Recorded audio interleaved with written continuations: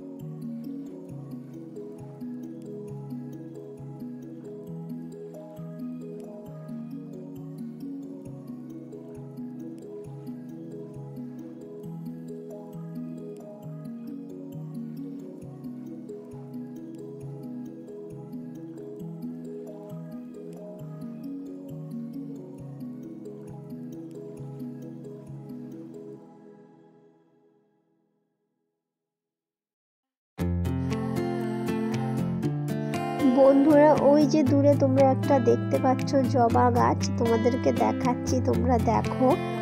ওই জবা গাছে এখন অনেকগুলো ফুল ফুটে আছে। ওই জবা গাছ থেকে রোজ আমি ফুল নিয়ে আমি ঠাকুরের পায়ে অর্পণ করতাম। এবার কিছুদিন আগে আমাদের বাড়ির পাশ দিয়ে একজন যাচ্ছিল, সে দেখে বলছে ও জবা ফুল হরি মন্দিরে দিতে নেই। সত্যি কি তাই? হরি মন্দিরে জবা ফুল দিতে নেই? আমি তো হরি মন্দিরে যে চারপাশে ঠাকুরগুলো থাকে, একদিকে লক্ষ্মী ঠাকুর থাকে, একদিকে রাধা থাকে, আমি রাধা বা লক্ষ্মীর পায়ে ফুল অর্পণ করতাম। এবার বারণ করার জন্যে জবা ফুল তুলিনি, তাই জন্য সব গাছে জবা ফুলগুলো ফুটে আছে, দেখতে খুব সুন্দর লাগছে। নাহলে আমি প্রত্যেক দিন সকালবেলায় জবা ফুলগুলো তুলে রাধা বা লক্ষ্মীর পায়ে, মানে হরি মন্দিরের মধ্যে তাদের ছবি আছে, তাদের পায়ে দিতাম। এবার আমাকে যেদিন থেকে বারণ করছে যে হরি মন্দিরে জবা ফুল দিতে নেই, সেটা আমার জানা নেই যে হরি মন্দিরে জবা ফুল দিতে আছে কি না নেই। তোমরা যদি কেউ জানো একটু কমেন্ট বক্সে জানিও তো, যে জবা ফুল কি হরি মন্দিরে দিতে নেই। মানে আমি হরি মন্দিরের যে সাইডে মন্দিরের সাইডে যে ঠাকুরের ছবি থাকে, সেই ঠাকুরের ছবির পায়ে দিতাম। এবার বারণ করার জন্যে আমি আর জবা ফুল তুলে ঠাকুরের পায়ে আর দিই।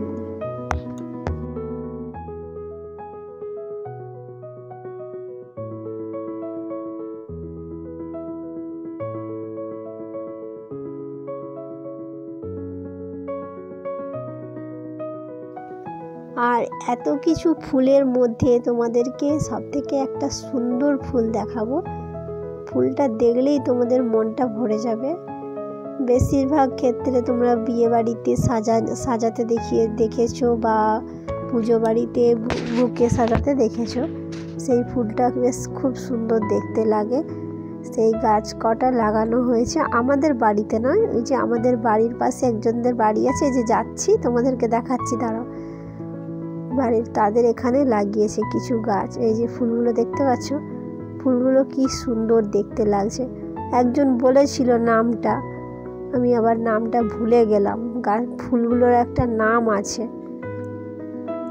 খুব সুন্দর লাগছে। গাছগুলো ছোট থেকে মানে জল দিয়ে দিয়ে বড় করেছে দেখতাম, এবার এখন ফুলগুলো ফুটেছে তো এত সুন্দর লাগছে দেখতে, তোমাদেরকে কি বলবো। ছবিতে দেখাচ্ছি বলে তা নয়, আমি নিজের চোখেও দেখি, খুব সুন্দর লাগে। রোজ দেখি তো বেশ ভালো লাগে, তাই তোমাদের সঙ্গে একটু শেয়ার করে নিলাম। ওই গাছগুলোর পাশাপাশি আরও কিছু ফুলের গাছ লাগিয়েছে, যেমন গাঁদা ফুলের গাছ। আর এখানে তো গাঁদা ফুলের গাছের কোনো অভাব নেই চড়াতে। আর জাস্ট এমনি পাশে একটা দুটো গাছ লাগিয়ে রেখেছে, কারণ পুজো করা হয় তো সকালবেলা ঠাকুরের সেবা করা হয়, সেই সেবাতে ফুলের কাজে ফুলের প্রয়োজন হয়, সেই জন্য একটা দুটো ওই যে গাঁদা ফুলের গাছ লাগিয়েছে। আর এই যে এই গাছটা কত ছোট অবস্থাতেই অনেক ফুল ধরেছিল, এখন শুকনো হয়ে গেছে তো তাই কেমন লাগছে।